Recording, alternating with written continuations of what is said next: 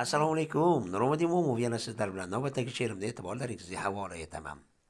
Chaqib olsa bexos magar kishini, malham qo'ysa bosar chayon nishini, zahri yomon behad tili tishini, davosi yo'q chaqsa odamni odam. Ta'sir qilgay ruhiyatga bir pasta, aylagaydir qalbini uni shikasta, bo'lgaydir tuzalmas bemori xasta, davosi yo'q chaqsa odamni odam. Bo'lishib hatto ming bir tabib jam, topolmagaylar dardiga malham, oqibat tugatar qayg'u sitam g'am, davosi yo'q chaqsa odamni odam. Nur Muhammad so'zing mayli yoqmasin, ranjib kimdir mayli qiyo boqmasin, odamni bas zinhor odam chaqmasin, davosi yo'q chaqsa odamni odam.